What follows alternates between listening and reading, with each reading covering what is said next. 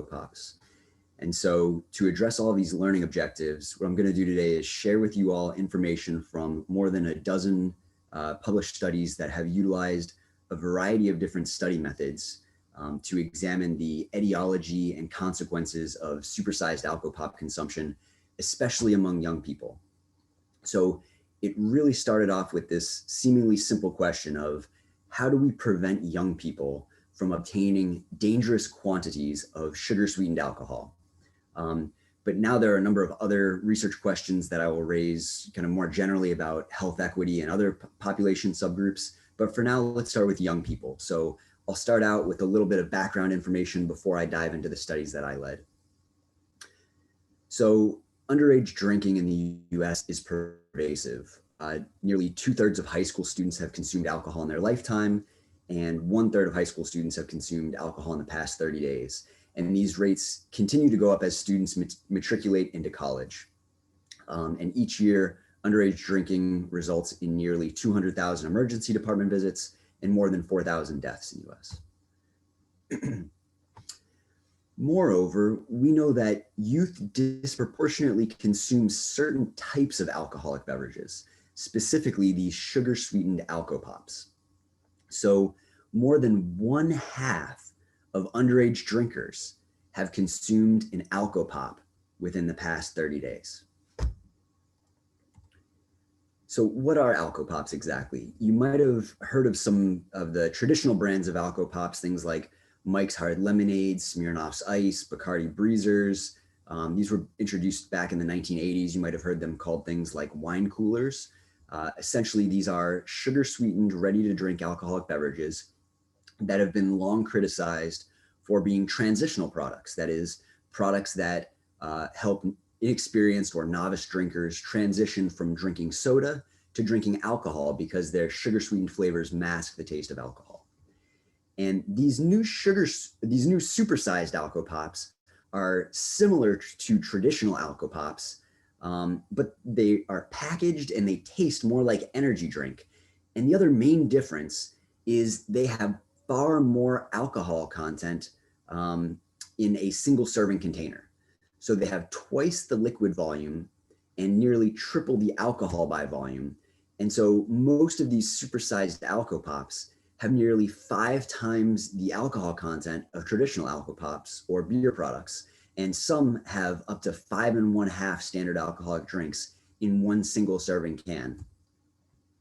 So just 2 of these supersized Alcopops can have the alcohol content equivalent to 11 traditional Alcopops. What's also important about that here is that they also have 1/3 of the liquid volume. And why that's important is that we know that what affects people's blood alcohol concentration levels is not only how much alcohol they consume, but also how rapidly they consume it. So in addition to the sugar-sweetened flavors masking the taste of alcohol that can help people drink more quickly and not have that gag reaction, consumers don't have to be able to hold as much liquid volume in their body to get as dangerously high of intoxication levels, which is especially problematic for children. So as Mike mentioned, a lot of you probably heard some of the buzz around 4 Loko in 2010 when the caffeine was required to be removed. You might not have heard a lot since. There hasn't been a lot of published data on these since 2010 or 2011, except for the work that my research team has been working on. But they no longer contain caffeine, guarine, and taurine, but they still taste like energy drink. They still have even higher alcohol content now than they did back in 2010. And they're still readily available at retail stores throughout most of the US. So there isn't great brand level data on alcohol consumption. The last national study that was conducted was in 2011 and 2012. It was a nationally representative study that found that 9% of underage drinkers consumed a supersized Alcopop within the past 30 days. So 9% of underage drinkers drank one of these supersized Alcopops within the past month, and 6% overall consumed Four Loko specifically, making it the most popular brand of supersized Alcopop among underage drinkers. Moreover, research showed that when youth were able to select the type of alcohol that they consume, so if they were able to purchase it themselves or steal it or have someone else buy it for them, then they were more likely to select a supersized Alcopop. So underage drinkers have an observed preference for supersized Alcopops. So I'm going to talk a little bit now about why they likely have this preference. So there are a number of characteristics that would make them appealing to youth. So one is their low price point. There are several studies that we conducted that show that that supersized Alcopops and Four Loko is among the least expensive ready-to-drink alcohol product available on the retail market.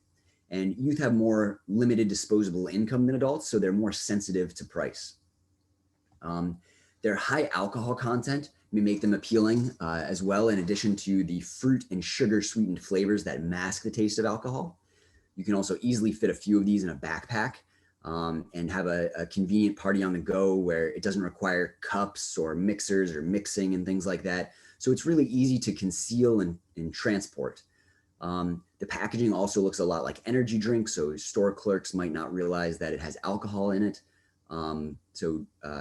In addition, teachers, parents, police officers who see kids drinking these might not even realize that they're drinking large quantities of alcohol. They might just think they're drinking an energy drink. And in addition to the marketing just of the packaging looking like energy drink, these products are also marketed on the social media platforms that young people are using. And here I put on this slide some of the images that I went to their website last night and grabbed some of their kind of marketing on their website.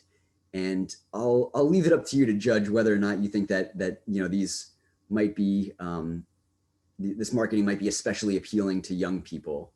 So I'll talk now a little bit about their retail availability. We know from a number of studies that we conducted that price and retail availability are really major issues with these products. So now is when I'm going to start sharing with you some of the studies that I've conducted on these products in recent years. For most of these projects that I'm going to share with you today, I conceptualized the studies, established and led the research team, managed the databases, and led the development of manuscripts. So this first study that I'll share with you was one of the earlier studies that we conducted, but it was a study published in the American Journal of Public Health, where we used marketing data from the manufacturers' websites for both Four Loko and Juice. They advertise on their websites where you can purchase their products. And we linked this data with demographic data from the US Census Bureau and state alcohol policy scale scores that were already created by other researchers. And one of our main study findings was that the majority of stores that sell supersized Alcopops are gas stations, convenience stores, neighborhood stores, the types of stores that youth most often obtain alcohol from, unlike liquor stores that require identification for all purchases, all transactions. And so other researchers have examined the price of different alcohol products, including supersized Alcopops, using data from online retailers and from states that have retail monopoly control of alcohol sales. And so using the same marketing data from the manufacturers as in the previous study, we used the telephone numbers they provided on their website to call these alcohol retail stores, these retail alcohol outlets. And so, so for the largest city in each state and Washington, D.C., we called a random sample of retailers and asked how much a can of Four Loko cost, what their alcohol by volume was, and whether they had specials for buying more than one. And what we found is that Four Loko is one of the least expensive ready-to-drink products available on the retail market. It's really closer to the price of just really cheap vodka than it is to any other ready-to-drink beer or malt alcohol product. And so let me help you visualize this for a minute. So for example, at the average store in a large US city, for $10, you could buy on average 17 standard alcoholic drinks with Four Loko by buying these 3 cans. Or you could buy 9 standard alcoholic drinks by buying 11 cans of Bud Light. And so not only is that nearly twice the amount of alcohol that you could get, but it's also only 1/2 of the liquid volume that you'd have to consume to get that much alcohol. And again, as I mentioned, rate of consumption really matters in terms of what your blood alcohol concentration level is going to be. So what I want you all to do is I want you all to figure out for yourself if how intoxicated would I be if I drank $10 worth of Four Loko at the average store. So go ahead and pull out your cell phones or open up your computer's calculator. I'll give you a few seconds just to go ahead and open up those calculators so that you can figure out if I drank $10 worth of Four Loko in 2 hours, how intoxicated would I become? So now for women, go ahead and enter 76.5. So if you're a woman, go ahead and enter 76.5. And for men, go ahead and enter 63.75. So that's the gender constant for men is 63.75. So 76.5 for women, 63.75 for men. Now go ahead and divide this number. So hit divide and then enter your body weight in pounds. So divide it by your body weight in pounds, then hit equals. Now, so basically what we've done so far is divided the gender constant by your body weight and hit equals. Now we're going to assume that it took you 2 hours to drink those 3 cans. So I'm going to have you subtract 0.034. So subtract 0.034 because that's how much alcohol your body would metabolize during the course of those 2 hours. So I want to hear what your blood alcohol concentration levels would be from drinking $10 worth of Four Loko. And let's keep in mind that the per se legal driving limit for adults 21 years and older in the US is a 0.08. So I'm curious, what would your blood alcohol concentration levels be if you drank $10 worth of Four Loko? Don't think I can see the chat from here, but if you want to type it in the chat, and if someone wants to read some of the levels off to me. You want me to read some of those numbers for you, sir? That would be great. Yep. We got a 0.52, 0.33, 0.578, 0.73. Yeah, so for most of you, that would actually, that's a good chance that you would die if you drank $10 worth of Four Loko. So I think the LD50, the lethal dose for half of the population is about a 0.45. So there's a good chance that most of the people who responded would be dead from drinking $10 worth of Four Loko. And those of you, and even those who weren't, a 0.33, that's still more than 4 times the per se legal driving limit. So very heavily intoxicated. To put this in perspective as well, 17 standard alcoholic drinks is the alcohol equivalent to a 1/5 of vodka. So this is a lot of alcohol that you can obtain for a low price, and keeping in mind that this is sugar sweetened. So, you know, kids appear to love the taste of this, unlike, you know, vodka. And so what's important to keep in mind here is, one is that children have even lower average body weight. So it's even more dangerous for young people to consume this much alcohol and potentially not realize how much alcohol they're consuming because of the taste, because it just tastes like energy drink, and to be rapidly consuming it. Another thing is that this is just the average price in very large cities. So one of our collaborators in rural Montana found Four Loko on sale there for $1 a can. It's only 8% alcohol by volume there because of state laws that cap the alcohol by volume.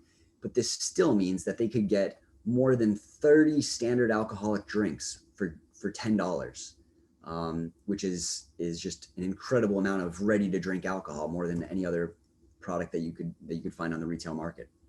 And I want to share some additional research findings that shed light on how this is a health equity issue beyond young people. So in our study of retail availability, we also found that communities where supersized Alcopops were sold had twice the percentage of African-American residents compared to communities that did not sell these products. And when we adjusted for population size and total number of alcohol outlets within each zip code area, we found that greater retail availability of supersized Alcopops, that there was greater availability of supersized Alcopops in areas where there was also a greater proportion of the population who were living in poverty, as well as in states that had weaker alcohol control policies. So this work really extends on previous research showing that African American communities are disproportionately targeted with the marketing and retail availability of especially high volume, high alcohol by volume products like malt liquor. So it's not just malt liquor decades ago, it's supersized Alcopops today. Our study also showed disproportionate availability of supersized Alcopops in poverty-stricken communities as well. And now taking us from a more macro level down to a more individual level, some of the research we've conducted, we've identified disparate consumption of these products by especially vulnerable and at-risk groups. So one example here, we used data among a sample of substance using adults on probation.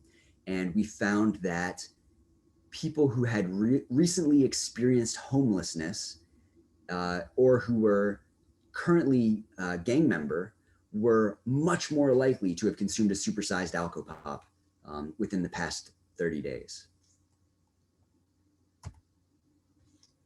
As another example of this, we gave a scenario to college students and we asked them to, in a hypothetical scenario that we gave to some college students, we asked them to imagine that they were going out with their friends to a party on a Thursday night from 9 p.m. to 2 a.m. to see a band. And they were given another paragraph of other contextual information, like they had no other work obligations the next day. And we explained to them what a standard alcoholic drink was. And in this scenario, we asked participants, if there was alcohol available to you for free, how many drinks would you have? And we found that each additional drink that they said that they would consume was associated with a 26% increase in their odds of being a Four Loko consumer. So students who reported that they would consume greater quantities of alcohol if it were for free were more likely to be consumers of Four Loko. So beyond these just being an especially dangerous class of products on their own, supersized Alcopops are disproportionately available to more socially disadvantaged populations and seem to be particularly appealing to especially high-risk drinkers.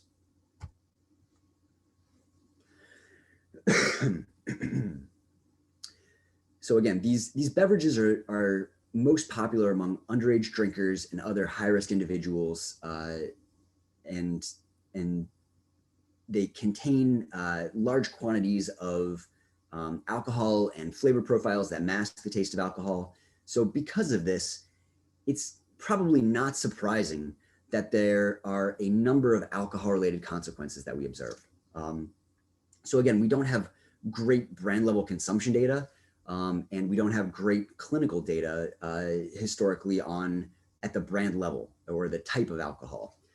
So this is one thing that we're currently working on, and I'll share some more recent data as well. But the most recent drug abuse warning network data that we had that looked at Four Loko was, which looked at the number of substance use related emergency department visits each year. It was discontinued after 2011 and just started back up in the summer of 2019. So there was 1 year in 2011 when people were writing in Four Loko. So this is likely an underestimation, but that year there were an estimated 5,500 emergency department visits that involved Four Loko specifically. And again, there's no checkbox for Four Loko. These are people just writing it in for alcohol-related cases that specifically involve Four Loko. And again, this is just for people who are illegally using substances. So these are people who are either underage drinkers and or people who are using alcohol along with other illicit drugs. And so there was also one case study in New York City hospitals where during a 4-month period, 6 youth presented to pediatric emergency department visits, specifically involving Four Loko. And It included youth as young as 13 years old, some having blood alcohol concentration levels as high as 0.4, and some of them in very altered mental states, found in very high risk scenarios. Like one of them was found in an altered mental state on the subway tracks in New York. And so these are clearly, even though the data is very sparse, this is clearly showing that these are very risky products, resulting in lots of harm.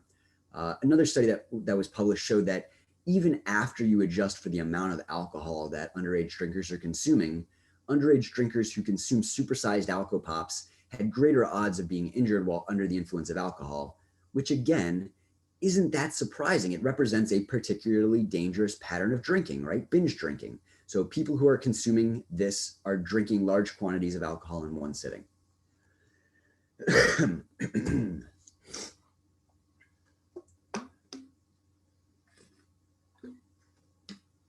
So around 2010, 2011, Saturday Night Live did a skit where they satirically interviewed someone pretending to be one of the creators of Four Loko. And they asked him, to be fair, college students have been hospitalized after using your product. To which he replied, yeah, after misusing the product, after misusing it, okay? These college kids are drinking the entire can. Now, what are they thinking? Okay, it's called servings, kids. You got to look at the side of the can. So that was his response in this satirical SNL skit.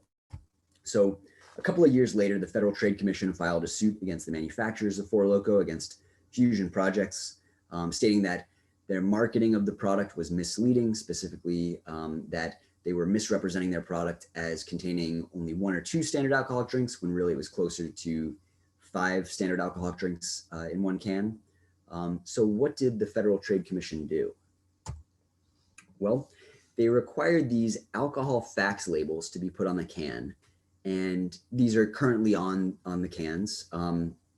We were curious, though, how well these communicated that there are 4 3/4 standard alcoholic drinks in there. So it says 4 3/4 servings per container, but servings is oftentimes for food and beverage. It's used to communicate information about calories and how much you can reasonably consume to maintain a healthy body weight. So we wanted to know, will people understand how much alcohol is in these cans, even with these labels? So what we did is we went into college classrooms and we handed out paper and pencil surveys. And we gave them each an empty can of Four Loko to look at. We told them to look at the can and estimate how much alcohol was in it and how heavily intoxicated they would be if they consumed 1, 2, or 3 cans of the product.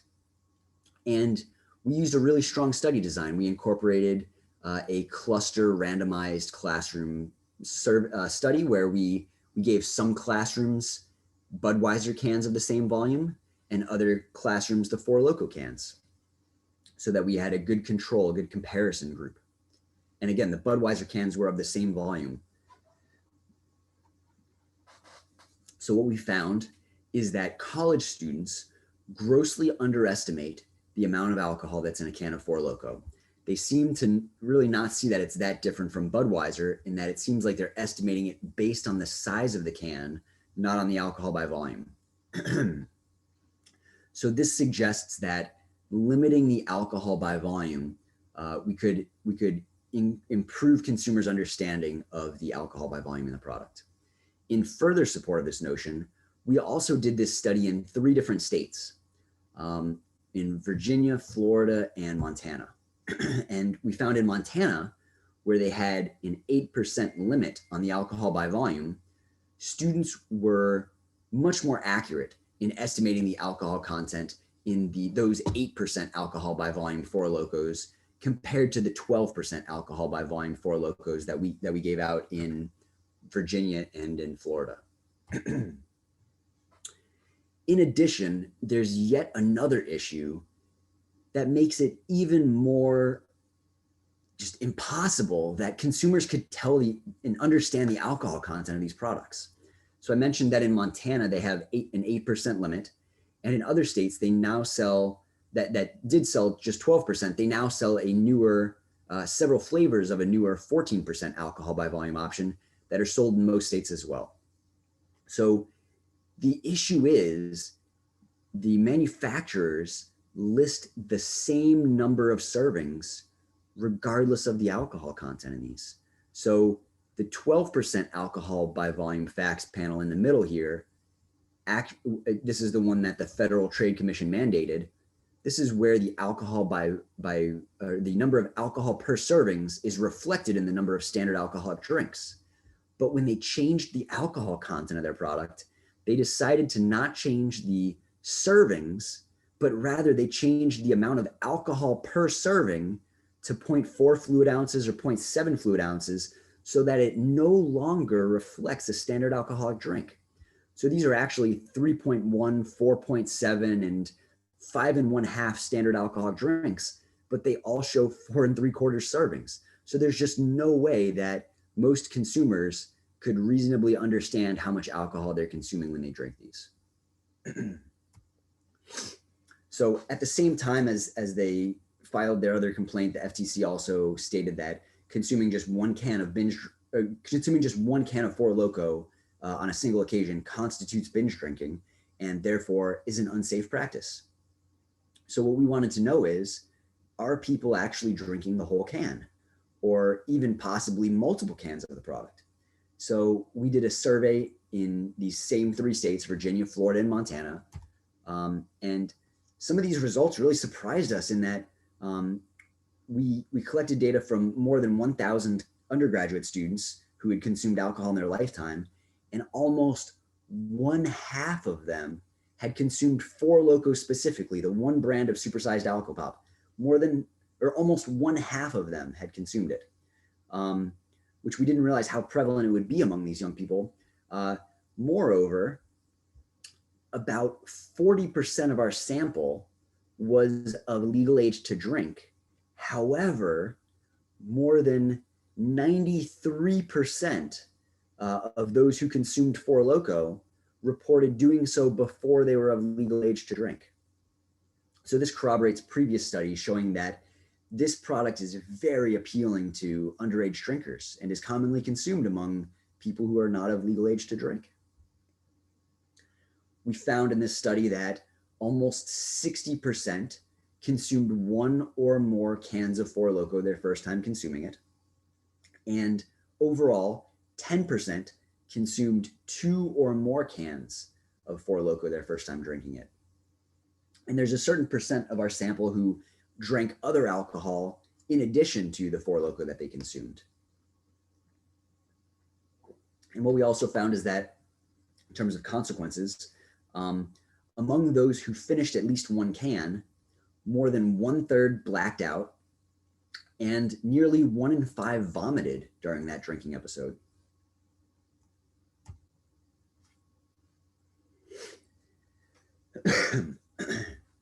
So what we learned is that a large proportion of college students were drinking Four Loko when they were under the legal drinking age, drinking 1 or more cans of it, and experiencing negative alcohol-related consequences. What's also really interesting is that there's the beer cap in Montana at 8%. So they sell Four Lokos that are 8% alcohol by volume. And students in Montana, when they first drank Four Loko, they had half the odds of blacking out and vomiting compared to students in Florida and Virginia, where Four Loko is sold with 12% and 14% alcohol by volume, even after we adjusted for the number of Four Lokos they consumed and whether they consumed other alcohol. So this suggests that capping the alcohol by volume in these products could reduce some of the negative alcohol-related consequences that young consumers are experiencing.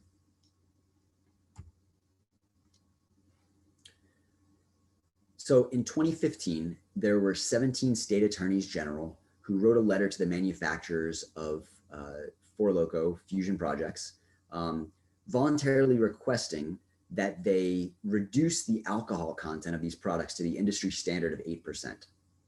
So this is where the Strawberritas and Limeritas and Smirnoff Smashes and things like that are at. So what did the company do in response? Did they reduce the alcohol content of their products? No. They not only ignored this request, they shortly thereafter released 4 new flavors, and since they've released even more flavors that have even higher alcohol content. So the difference between 14% and 12% alcohol by volume might not seem like a lot. It's only two percentage points, but it's a 17% increase in total alcohol content of an already extremely high alcohol content product. So what we did here is some calculations using NHANES data. That's the National Health and Nutrition Examination Survey. We use this data for the median weight for people of different age groups. And so, for example, we'll take a 13-year-old female of median weight in the US, so 115 pounds. If she consumed 2 beers over the course of 2 hours, she would be expected to have a 0.04 blood alcohol concentration. But if she consumed 2 of these new supersized Alcopops, she would have a 0.4. So 10 times the blood alcohol concentration after consuming just 2 of these, a very dangerously high intoxication level from drinking just 2 supersized Alcopops rather than 2 beers. In addition, this difference from 12 to 14% makes even young males of 177 pounds who are of legal age to drink in their 20s, if they drank just 1 supersized alcohol of 12%, they might be potentially below the per se legal driving limit, whereas drinking just 1 of these new supersized Alcopops might be enough to push them over the per se legal driving limit. And again, this is just drinking 1 can over the course of 2 hours. And people don't realize how much alcohol is in them. The labels are just extremely confusing. You need to do just complex calculations just to figure out how much alcohol is in these things, let alone trying to figure out how intoxicated you would be from them. So from a traffic safety perspective, this is very dangerous as well.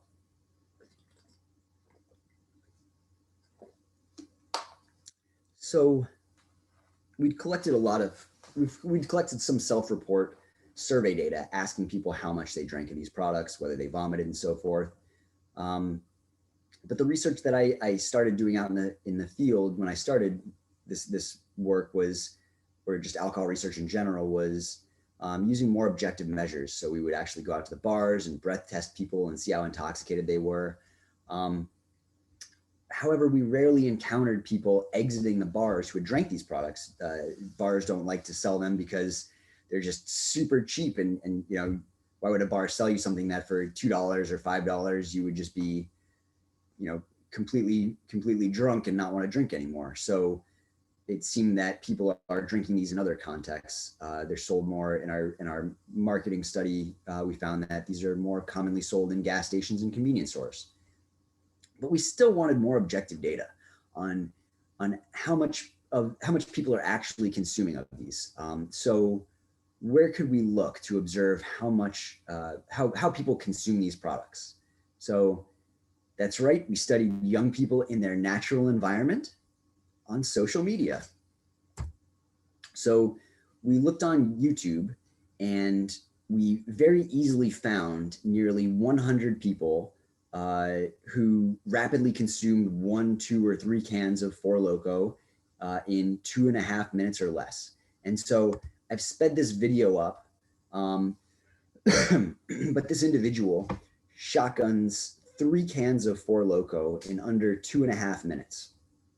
And there were several videos of people consuming with beer funnels or just putting in a boot and chugging,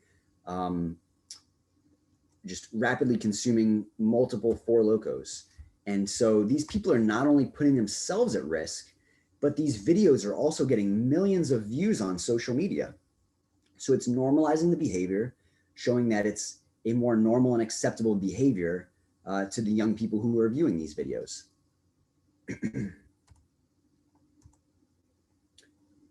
So I talked about a number of reasons why this is the perfect storm of a product that appeals to young people and puts them at risk of alcohol-related harm. And so let me just very briefly review this.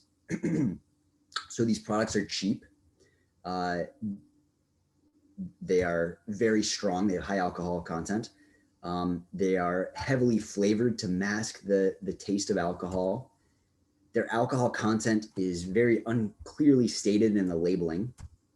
They're sold in these very large containers that which facilitates drinking on the go and in hidden locations. Might be a part of urban street life and also help children be undetected for drinking heavy quantities of alcohol. They have a low tax rate. There it is. And that's because they are regulated as malt alcohol rather than distilled spirits. And they have retail availability in the types of stores that youth most often obtain alcohol from. Again, in large part due to their regulation as malt alcohol. So I don't know what the industry could better do to get kids to drink dangerous quantities of alcohol aside from just like handing these out at schools. Like everything about how these products are regulated seems like they're perfectly designed to get into the hands of kids and cause them harm. So it's not surprising all of the harms that we're observing. And it's probably in large part because of this same combination of product features and their disproportionate retail availability in the most poverty-stricken areas that these products are also disproportionately consumed by some of the higher risk, more at-risk and vulnerable populations. So I brought up multiple times the fact that these are regulated as malt alcohol instead of distilled spirits. And this is problematic for a couple of reasons. For one, malt alcohol is taxed at a lower rate, which is one of the reasons that these products are so inexpensive. Also, malt alcohol can be sold in gas stations and convenience store type stores in far more states. So this is a major issue for the protection of public health and safety. And the alcohol industry has had a major history of non-compliance with these laws specifically. The laws defining beers, the law defining beer specifically for Alcopops. And so we did a study where we did the math to try to figure out and roughly assess how likely it is that these products were meeting the legal federal definition of beer versus liquor.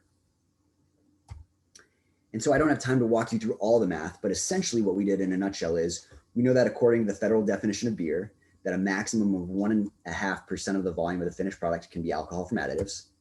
So we know the final product is 14% alcohol by volume. So we can work backwards to figure out what the alcohol by volume of the malt base must be. So to get just a bare minimum estimate, we can assume that at most it's 100% ethyl alcohol that they're adding to a just totally beer base. And then we can solve for the absolute possible minimum alcohol by volume of the malt base. And so we get 13%. So you might recognize this kind of like mixed formula word problem from maybe high school or middle school algebra. But again, this is an unrealistically low estimate. You can tell just by tasting this product that it is not just a 13% alcohol by volume beer base mixed with 100% ethyl alcohol. It wouldn't taste the way it does, right? It's tastes like energy drink. So we also used a more realistic composition. It's the example that the Alcohol and Tobacco Tax and Trade Bureau, or TTB, specifically gave in their compliance report as an example for supersized Alcopops, which assumed a reasonable proportion of flavor additives and that the added alcohol was only 84% alcohol. And so using this more reasonable estimate, the malt base would have to be about 25% alcohol by volume. So why do we think that they are likely in violation of the beer laws? Why do we think that they're adding more distilled spirit than legally would be allowed to classify these as beer? The simplest way to explain it is to ask you, how many of you can name a beer that is 25% alcohol by volume or even 13% alcohol by volume that you can buy 2 of, so 24 ounces, for $2.50. Can anyone name one? They just don't exist in the US market. So these calculations suggest that these products are misclassified according to the federal definition of beer, which would mean that they are evading paying federal and state taxes. And as if that wasn't bad enough, this is also making these more readily getting into the hands of kids as a result of both their lower price and their greater retail availability in convenience stores. And so in 2018, there were two US Congress members who cited some of our research in the letters that they wrote to the Alcohol and Tobacco Tax and Trade Bureau, asking them to re-examine the formulas, conduct field investigations to make sure that these types of products were meeting the legal criteria. However, as far as we can tell, the TTB has yet to take any meaningful actions on this front. And again, the industry has a long-standing history of non-compliance with these laws defining beer, with no meaningful regulatory actions from the TTB. Meanwhile, in Canada, just 2 years ago, there was a 14-year-old girl in Quebec who weighed 110 pounds, was an inexperienced drinker, and she got her hands on 3 of these supersized Alcopops during her lunch break and consumed them within half an hour. She was in an altered cognitive state and was found the next day. She essentially drowned in a small puddle of water. So what happened in Canada after one tragic death? The company that manufactured the product, this brand here that was called Fucked Up, they voluntarily withdrew it from the market after one fatality, saying that they made a mistake entering this market.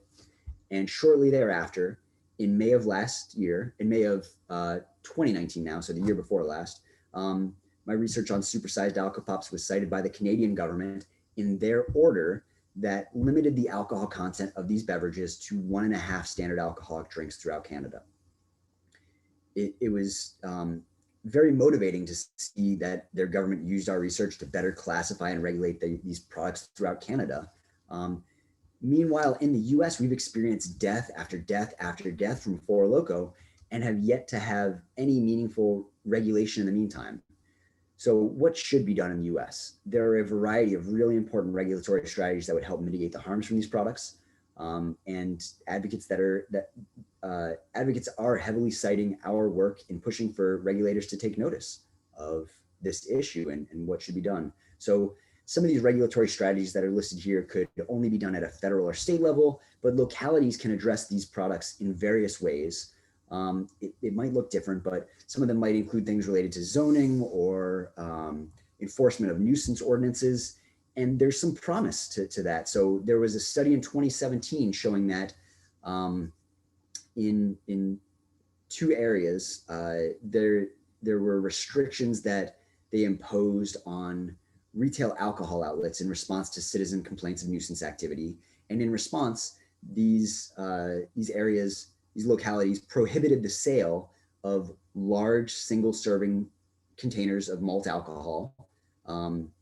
And this study found that this prohibition of selling these products in these stores was associated with reductions in crime surrounding these stores. So this shows that this could be a very promising strategy. And I included the citation at the bottom for that study here. And I'm starting to work now with a couple of other collaborators on a report or maybe a manuscript that will outline what localities should be doing to help moving forward with the issue of improved regulation on supersized Alcopops. One of the tricky parts is that what's possible and what should be done varies based on what is preempted by each state. But the good news is that in every state, there is something that localities can do to enhance regulation of these products. The tricky part is figuring out exactly what that is and moving forward with it. So we're planning to develop a kind of guide to help with that work. So additional research that would be very helpful in advocating for improved regulation of these products would include further assessment of the burden of supersized Alcopop related harms relative to other alcohol products, as well as information about the extent to which these products are marketed to underage young people. So I have a few projects that are either still in the works or very recently accepted for publication that I want to share with you as well, as I think this will be helpful information. So one is a collaboration with people working at the National Capital Poison Center. We used the American Association of Poison Control Centers National Poison Data System, which is a repository of calls to US poison control centers. And one of our main study findings was that during the last 10 years, poison control centers received more than 1,700 calls for exposures to supersized Alcopops. And as you can see in this graph, in all years, the proportion of calls for supersized Alcopops that were for underage exposures greatly exceeded the proportion of calls that were for underage exposures to other types of alcohol. So nearly 1/2 of supersized Alcopop calls were made for consumers who were below the legal drinking age, whereas each year less than 25% were were calls for underage people for all other types of alcoholic beverages. And we also noticed a difference in the intent of consumption by age. So for calls for children who are 11 years and younger, the vast majority, more than 90% of exposures were unintentional. However, for all older age groups, at least 84% of exposures to this were intentional exposures. They meant to be drinking the alcohol. So again, this brings up issues of labeling. So this is the first report of clinical data within the last decade, that is since 2011, to examine using clinical data to examine negative effects from supersized Alcopop consumption. And all of this really supports the urgent need for improved regulation of these products. This manuscript was actually just recently accepted for publication just a couple of days ago. So George Mason University will be issuing a press release soon, probably next week.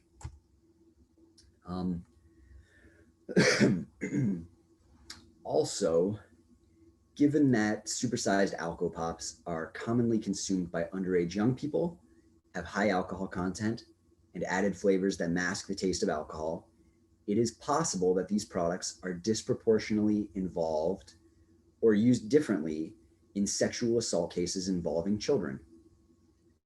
And so I'm mentoring two of my former Masters of Public Health students in the coding of legal cases involving sexual assault and the consumption of various brands of Alcopops, supersized Alcopops, and beer products.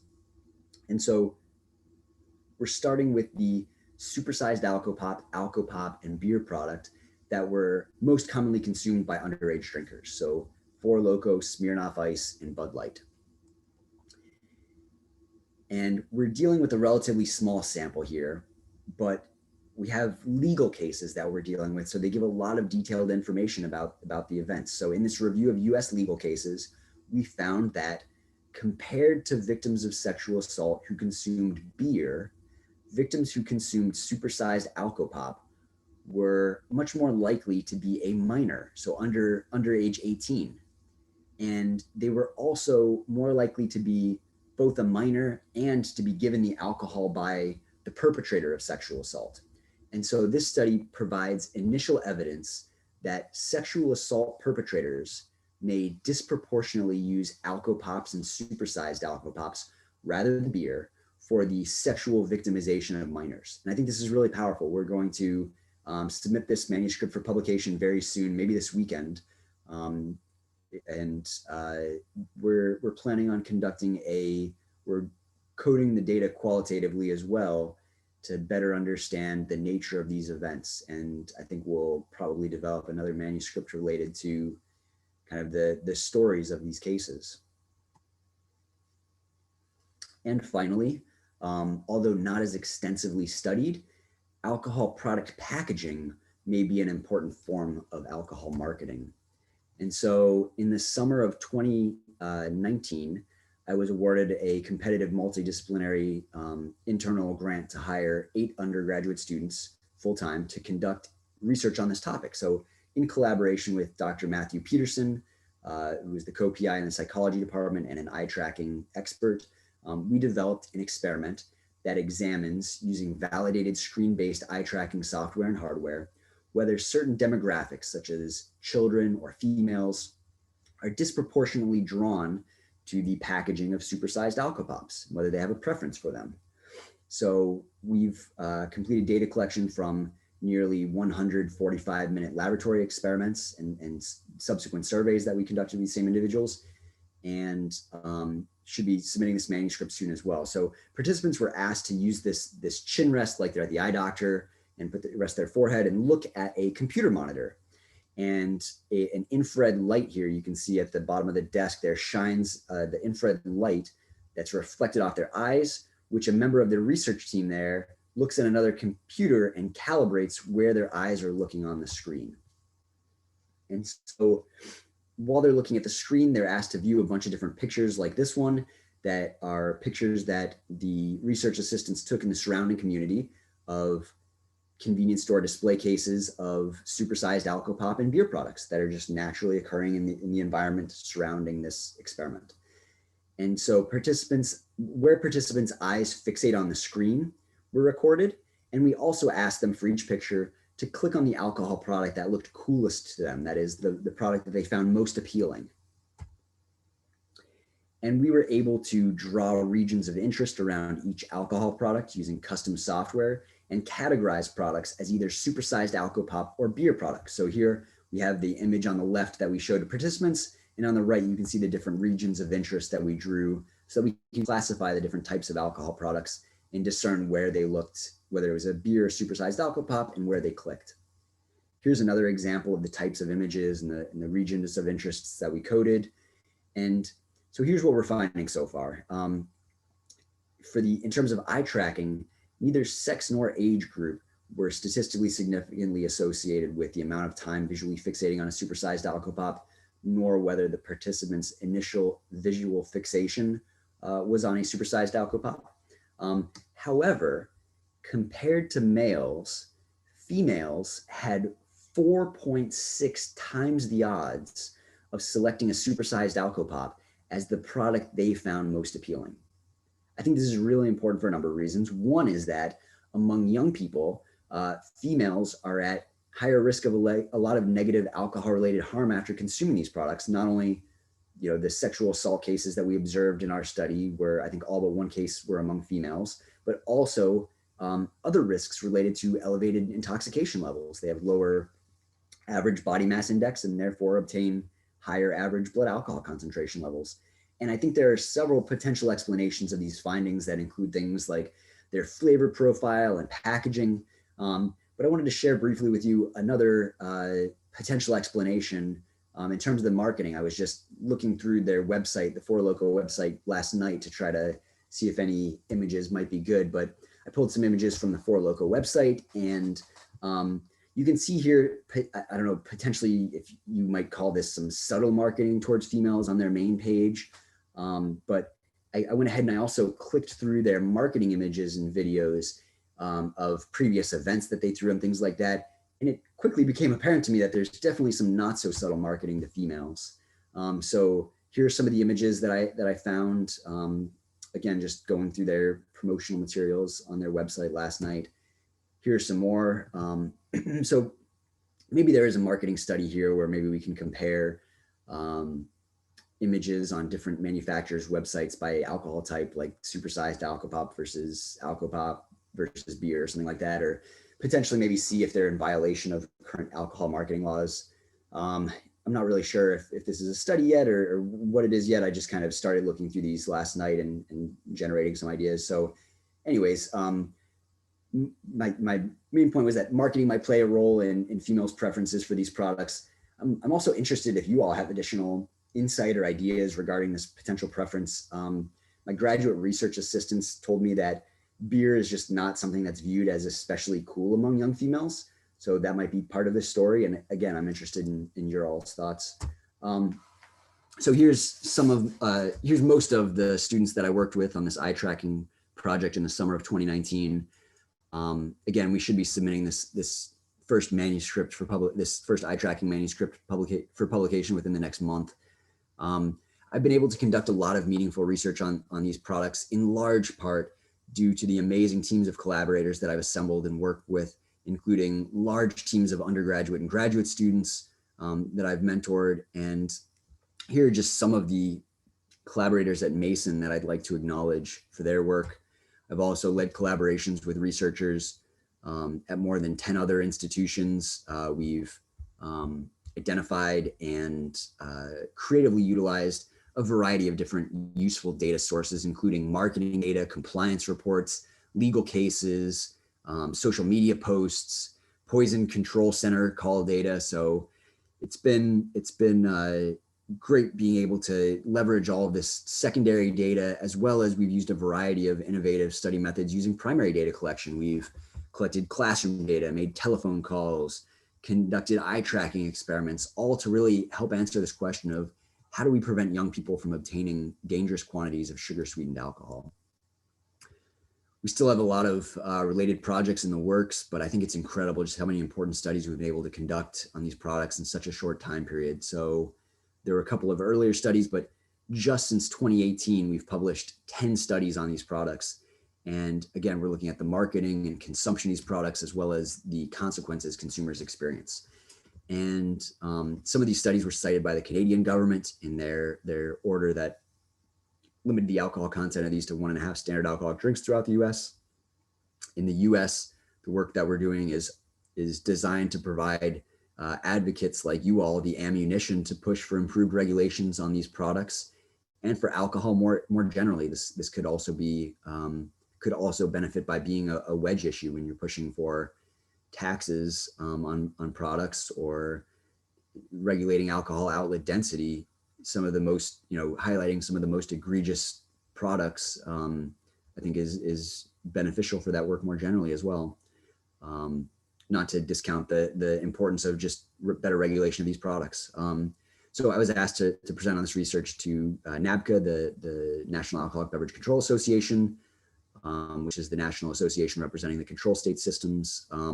And my work has been featured in their newsletters, again, cited by Congress members, and to their letter to the TTB, and also heavily cited in the Alcopop 2020 report by Alcohol Justice, the self-described alcohol industry watchdog. And I think that report is also a great resource that's available online. So I've been contacted by prevention consultants working in various community coalitions where they have high rates of crime and lots of outlets carrying lots of supersized Alcopops. So this is a photo from my site visit to Miami Gardens, Florida. And just even beyond the fact that they have Alcopops and supersized Alcopops spanning across 4 different display cases here, you'll notice just the placement of it too, how they have like orange Smirnoff Ice right next to the orange juice, 4 Loko right next to the milk, Smirnoff Smash right next to the chocolate milk. And so, I mean, they've got lethal quantities of sugar sweetened alcohol available right next to the chocolate milk. And so I've been consulting with them and helping collaborate with community members, prevention specialists, and a legal consultant to try to figure out what can be legally done, what's politically feasible, what's most important in terms of best regulating these products and alcohol more generally. And we've had some great success there so far. So I want to thank you all for the opportunity to share with you. It's been great conducting these studies, and I love sharing them with you all and people who are working in the in the field to try to implement some of these findings to just better regulate alcohol products and prevent youth consumption of dangerous quantities of alcohol. And so very, very excited to answer any questions you all have. And after you all ask me some questions, I would like to be able to share or ask you all some questions to kind of see how much you all might know about supersized Alcopops in your communities. So I'll go ahead and open it up to questions. Yeah, thanks, Dr. Rossheim. That was great presentation. I think we do have some questions. I'm going to go ahead and stop recording.